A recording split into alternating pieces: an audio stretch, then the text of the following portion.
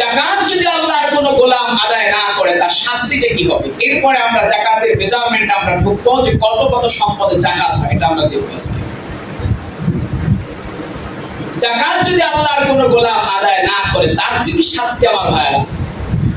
কোরআনুল কারীমের সূরাতুত তাওবা 34 এবং 35 নম্বর আয়াত রব্বুল আলামিন বলছেন, খেয়াল করেন আমার ভাইরা, ওয়াল্লাযীনা ইয়াকনিজুনা আয-যাহাব ওয়াল ফিদ্দাতা ওয়া লা ইউনফিকুনাহা ফী সাবীলিল্লাহি ফাবাশশিরহুম বিআযাবিন আলীম।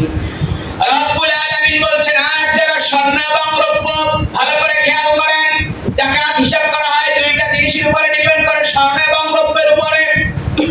আল্লাহ পাক দুইটার কথাই বললেন, যারা স্বর্ণ এবং রৌপ্য পঞ্জীবিত করে রাখে এবং আল্লাহর পথে তারা ব্যয় করে না, তাদের যন্ত্রণাদায়ক শাস্তির সুসংবাদ দাও। আমার ভাইরা, শাস্তির আবার কি সুসংবাদ হয় নাকি? জোরে বলেন। এটা আমি আমার ভাষায় এরকম বলি যে আমাদের বরিশাল অঞ্চলে কোন ছেলে যদি দুষ্টামি করে, খুব চরম পর্যায়ে দুষ্ট আছে না, মারাত্মক, মনে করেন যে ঘরের মাকে এমন দুষ্টামি করে, মা শেষ পর্যায়ে বিরক্ত বোধ করে, আজকে তোর বাবা আসুক, এমন পিট্টি দেবে তখন মজা পাবি বেটা। আচ্ছা বলেন, পিটান দিলে কি মজা পাওয়া যায়? জোরে বলেন না, ব্যথা পাওয়া যায়? এখানে মা তার সন্তানকে বুঝিয়েছে, বেটা এমন পিটান তোর বাপ দেবে, তখন শাস্তির তীব্রতা তুই তখন বুঝতে পাবি। এখানে মা বুঝিয়েছে সন্তানকে, শাস্তির তীব্রতা বুঝিয়েছে, এখানে মজা বুঝানো হয় নাই।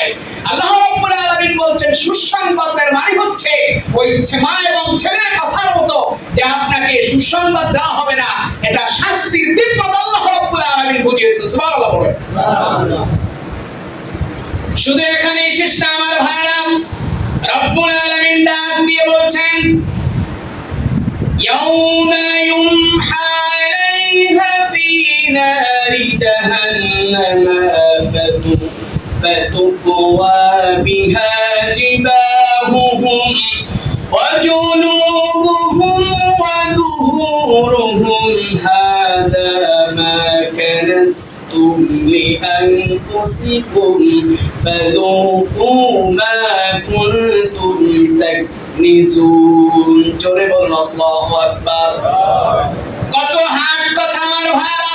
কোরআনুল কারীম আল্লাহ বলছেন, যেই দিন সে ধন সম্পদ জাহান্নামে আগুনে উত্তপ্ত করা হবে, অর্থাৎ আল্লাহ পাক বিচারের দিনে আপনি যে সম্পদের যাকাত আদায় করেন না, ওই সম্পদটা আল্লাহ পাক আগুনে দিয়ে উত্তপ্ত করবেন। কি করবেন? আগুনে দিয়ে উত্তপ্ত করবেন। তারপর সেই গলিত সম্পদ দ্বারা সেই ব্যক্তির কপালে এবং তাদের পাঁজরে এবং তাদের পিঠে আল্লাহ পাক দাগ দিয়ে দিবে। চিন্তা করেন, যে স্বর্ণকে গলায় পাশার মধ্যে একটা দাগ দিয়ে হয় আমার ভাইরা, কেমন লাগবে বলেন তো ভাই? সেনাবাহিনীর বিধান দেখছেন, লম্বা করে এখানেও না এখানে না, বরাবর ওই জায়গায় দেখছেন না কেমনে পিটায়, ওই জায়গার মধ্যে দাগ দেওয়া হবে আমার ভাই। চিন্তা করেন, সেদিন সিল বানায়, হাদিসের মধ্যে আসছে যে সম্পদ গলায় ছিল বানায় সেটাকে গরম করে আল্লাহ রাব্বুল আলামিন এক একটা ছিল মেরে দেবে। চিন্তা করেন কত হাড় হবে আমার ভাই। একটা ফোঁটা যদি আগুন আমার গায়ে লাগে, ওই জায়গাটা আমাদের চামড়া খসে যায়, ঠিক কিনা? এটা কেন করবেন আমার ভাইরা? নবী করিম সাল্লাল্লাহু আলাইহি ওয়াসাল্লাম বলছেন, মুসলিম শরীফের বর্ণনা, নবীজি বলছেন, দাগ দেওয়ার পর যখনই আবার ঠান্ডা হয়ে আসবে, পুনরায় আবার সেই সম্পদটাকে গরম করা হবে আর এইরূপ আবার দাগ দেওয়া হবে। আল্লাহ নবী বলছেন, এমন একদিনের ওই যে এক একটা দিনে দাগ দেওয়া হবে, নবীজি বলছেন ওই দিনের এক একটা দিনের পরিমাণ হবে 50,000 বছরের সমান।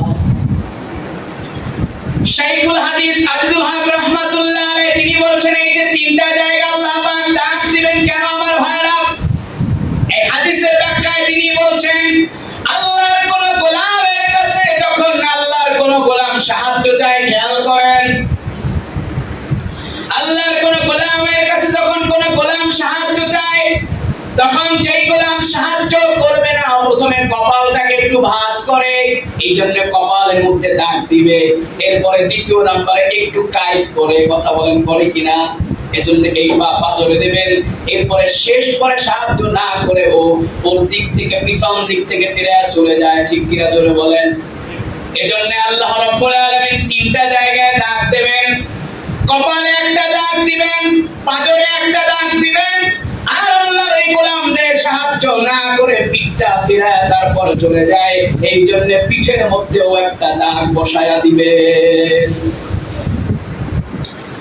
আমার ভাইরা, আল্লাহর কোন গোলাম যদি যাকাত আদায় না করে, এই যাকাতের সম্পদটাকে বিষধর সাপ ধ্বংসন করবে। বুখারীর বর্ণনা, আল্লাহর নবী বলছেন, মান আতাহুল্লাহু মালান, আল্লাহর যে গোলাম যে ব্যক্তি আল্লাহর দেয়া ধন সম্পদ আল্লাহ পাক তাকে দান করছে, কিন্তু ওই সম্পদের যাকাত আদায় করে নাই, আল্লাহ রাব্বুল আলামিন সেই সম্পদকে কিয়ামতের দিন টাক মাথা, অর্থাৎ দেখবেন যাদের মাথায় চুল আছে না, জোরে বলেন, চুল না, এটাকে বলা হয় টাক মাথা। এটা হাসি ঠাট্টা করবেন না, বোঝানোর জন্য বলছে আমার ভাইরা। নবীজি বলছেন টাক মাথা সাপে পরিণত করবে, সাপের কোনো চুল থাকবে না, কিচ্ছু থাকবে না। এই পৃথিবীতে অনেক সাপ আছে, দেখবেন পশম থাকে, বিভিন্ন ধরনের সাপ আছে আমার ভাইরা, কিন্তু ওই দিন এই যে সম্পদ দিয়ে সাপ বানাবেন, সেই সাপ থাকবে টাক মাথা একটা সাপ বানাবেন, এই সাপের দুই চোখের উপর দুইটা কালো দাগ থাকবে, এরপর এই সাপটাকে গলার মধ্যে পেঁচায়া দেওয়া হবে। রাসেল ভাইপারের খবর শুনে আমার ভাইরা, আমাদের দেশে লোকদের যে কি অবস্থায় হয়েছিল ভাই, ঠিক কিনা? চাঁদপুর, বরিশাল, নোয়াখালী এই অঞ্চল বিশেষ করে লোকেরা ঘুমানোর আগে বাসার চারপাশে জাল দিয়ে তারপরে ব্যারিকেড দিয়ে তারপরে ঘুমাইছে অনেকে, যে কখন জানি আবার রাসেল ভাইপার তার সাথে দেখা করে, ঠিক কিনা? কিন্তু আমার ভাই, রাসেল ভাইপার দেখা করলে আপনাকে একটা কামড় দিয়ে চলে যাবে। অন্য কোন সাপ যদি আপনার সাথে মোলাকাত করতে আসে পৃথিবীর মধ্যে, আপনাকে বেশি কিছু করবে না, আস্তে একটা কামড় দিয়ে আবার চলে যাবে, আপনি অ্যান্টিভেনম গ্রহণ করলে আবার সুস্থ হয়ে যাবেন। কিন্তু আমার ভাই, একবার চিন্তা করেন, এইটা দুনিয়ার কোন সাপ না, আল্লাহর বানানো সাপ। আল্লাহর বানানো সাপ কত বড় ভয়ঙ্কর, একবার খেয়াল করেন। মুসা আলাইহিস সালামকে আল্লাহ রাব্বুল আলামিন যে মুজিজা দিয়েছিলেন, একটা লাঠির মাধ্যমে সাপ হতো।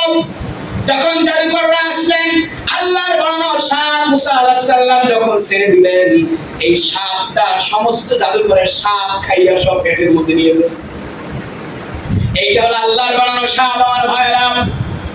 এজন্য রব্বুল আলামিন ওই দিন কিন্তু যাকাতের যে সম্পদ আপনি আদায় করেন নাই, গোল্ড, সিলভার, নগদ ক্যাশ, দোকানের সম্পদ, যা বলেন ফ্যাক্টরির সম্পদ, ফ্যাক্টরি কাঁচামাল, যেগুলি আপনি যাকাত আদায় করেন নাই, ওই দিন আপনাকে ছাড় দেওয়া হবে না, কারণ আপনি যাকাত আদায় করেন নাই, আর গরিবরা দুঃখে দুঃখে মরছে, ঠিক কিনা জোরে বলেন। আপনি যদি যাকাত আদায় করতেন, তাহলে একটা গরিব মেয়ের বিয়ে হয়ে যেত। আপনার যাকাতের টাকার কারণে একটা গরিব মেয়ের চরিত্র নষ্ট হয়েছে, চরিত্র নষ্ট হয়ে গিয়েছে। আপনি যাকাত আদায় করেন না, একটা লোক রাস্তার মধ্যে ভিক্ষা করছে। এই জন্য আল্লাহ রাব্বুল আলামিন যাকাতের সম্পদটাকে সাপ বানায় গলার মধ্যে জড়ায় দিবেন। শুধু জড়ায় দিবেন না, এই সাপটা অথবা ওই ব্যক্তির দুই চোয়ালের মধ্যে কামড়াবে আর বলবে, ও আল্লাহর বান্দা, আমি তোমার সম্পদ, আমি তোমার সংরক্ষিত ধন সম্পদ। এই যে আমাদের ভাতের হারুন বলেন, যা বলেন, অনেকে ছিল না ভাইরা, রাগ করছেন নি ভাই? এদের বাড়ি দেখবেন সব বেগম পাড়ায় বাহিরের দেশেরা বাড়ি করে, ঠিক কিনা? আমেরিকা, লন্ডন, মালয়েশিয়া এদের বাড়ি আছে। এরা রাত্রি যাপন করে বুর্জ আল খলিফা, ঠিক কিনা? সেখানে আবার আমাদের দেশের সেলিব্রিটি মার্কা গায়িকা, নায়িকা, সংবাদ পাঠিকা, যে যত সুন্দর সে তত অফার পায়, ঠিক কিনা? আমরা নাম বলছি না, কারণ নাম মেনশন করছি না। এই যে তুমি মানুষের টাকা মেরে অর্থ সম্পদ করলা, এই সম্পদ আল্লাহ রাব্বুল আলামিন সেদিন তার গলার মধ্যে পড়ায় দেবে। শুধু তাই না আমার ভাইরা, আগুনের অলংকার পরানো হবে, একবার খেয়াল করেন।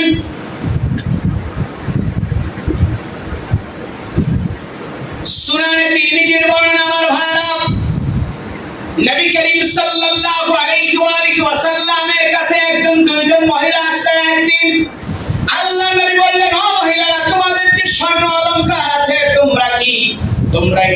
যাকাত আদায় করো। আপনাদের স্ত্রীদের জুয়েলারি আছে না নাই? জোরে বলেন।